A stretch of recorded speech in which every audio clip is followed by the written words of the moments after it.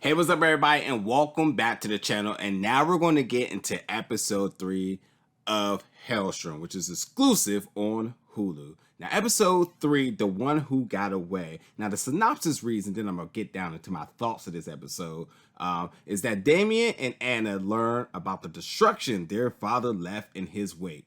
With Gabriella, they pay a visit to a potential victim and find themselves deeper than they could ever imagine. Hastings shocked Caretaker with a stunning revelation. So, this episode starts off extremely creepy inside of a frat house, and I think it's pretty clear who the villain is and what his motive will be. At the same time, we see, well, the siblings still at it, but at the same time now, they seem to be wanting to work together with a little less resistance that we've seen in the previous episode. Seems to be a change in demeanor here. So maybe they can finally get on the same page. Now, finally, Caretaker has caught up with Ana and he's like, yo, what's up? Basically. And he's like, hey, I got to protect you. What are you up to? And Anna's one track mind. She's just like, look, I have got to figure out what my father's up to. I got to find him because all the stuff that's kind of happening, it seems to all leading back to him. So at the same time, Ana knows that he has to confront and fight her father. But the big thing that's happening here is that Daimon doesn't know about Anna's plans or intentions, but ultimately doesn't know that the father is still alive. So you can imagine that's not going to go good eventually. Because he assumes he's been dead because they said he's been cremated and all this other stuff. So whatever. But Victoria, or shall I say mom, or the demon that's possessing, is definitely has a plan into making sure that it's very clear that dad is still around. He has plans.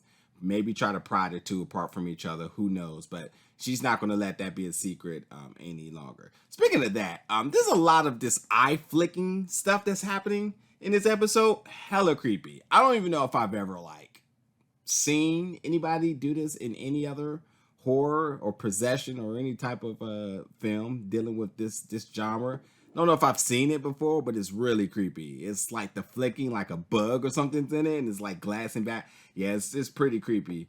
But we also get a lot more of the backstory here with father, and we get basically how the two kids, Daimon and Ana, how they had different, like when it comes back to retracting the events, they have different depictions of it. And so that obviously brings about a conversation. It brings about a little bit of tension.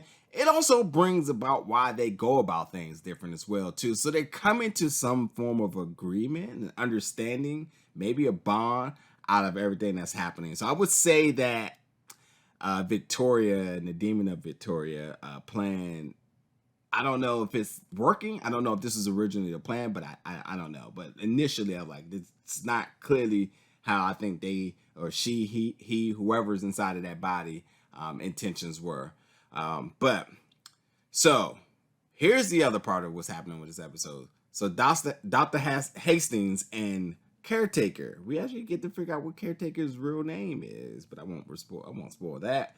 But we actually find out that they know each other and that they have a past. And, while he's there on behalf of Ana, but also to really see what's up with Victoria, excuse me. At the same time, some other stuff is happening. He also becomes in danger at a point. But ultimately, we see the two of them, Dr. Hastings and Caretaker, really grow some nostalgia with each other because they know each other from the past, and they have a bond. There's trust there, and it's a lot. It's really, really, it's really two different sides that we've seen of these characters thus far. So there's a lot of energy happening with it, and it's not romantic or anything. It's just that they're just really good friends who are happy to see each other. Not to mention that Dr. Hastings have some news to tell him, or basically that he finds out, and I think he just handles it in such a really good, friendly way that you can tell that they have a bond that supersedes what we're just seeing within this episode, and they really put it out there. But at the same time, too, we see another little dynamic happening, and that's with Ana and Gabriella, who clearly are opposites. I mean, pretty much Ana is interrogating Gabriella about her decision to be a nun and really chastising her about it. But there is some energy here, and I am going off the limb to say like opposites seem to be attracting, because Anna's like full blown in. Seems to be interested with Gabriella. I'm not. I'll just leave it at that. I think she's full blown interested in Mrs. Goody Two Shoes, shall we say? And which is kind of interesting because we seen the episode before. We see Damien growing fond of her, and now Ana. So I don't know. It's going to get interesting. But at the same time, too, before everything's happening, you know, this is just creating a different tension between the siblings and a little bit of trust issues. Because as the more and more they uncover the past and the trauma, the more and more they start to kind of step on each other's toes as far as like, why didn't you tell me, or I didn't know, and blah, blah, blah, blah, blah. And poor Gabriella is just in the crossfire having to play mentor while all this is happening. And at the same time, Mother's just, you know, in her cell just growing stronger and stronger. So there's a lot that's going on. And and by the way, we get to see that Caretaker, he's no chump. He's no pushover. We get to see that as well. But with that being said, like, that's overall the stuff that kind of happens in this episode. There were some things that, like, I have got to bring to attention. There's a scene where a fire is happening. There's just absolutely no urgency and just, quite frankly, to me, a lot of stupidity. I didn't like how that scene was done, which you'll see. But, like, yes, there's a fire scene, and it just, like, hey, the world is on fire around you. You're just sitting here casually, like, you know, a lot of people die in fires, and especially when fires and you don't potentially have an exit, you know, just this idea of like, hey, we gotta go. But it was just this casual, like, yeah, fire, gotta go. Like, I'm telling you, I didn't like it. It really was like, it really just, I had a little bit of a difficulty getting over it. I was just like, I just did not like that. But also, I will say that I felt like this was one of the best episodes storytelling wise. I think we've seen a lot of the characters really folding into and becoming into who they're going to be and kind of the trajectory of where their story arcs are going to go. So I felt like this episode did a really good job of laying more foundation from everything that they built on the first two episodes, where those were really just episodes as far as like the planning. But this doesn't feel like this is more of the building of the episode of the series within the characters and their story arcs. So like I thought this episode definitely told some really good storytelling moving forward. Other than that, you know, and not to mention too, like beyond just the character story arcs, we really see like overall where this series is going to go, because we're seeing where the Helstrom duo and what they're going to be up against. Like you now see like what's at stake here.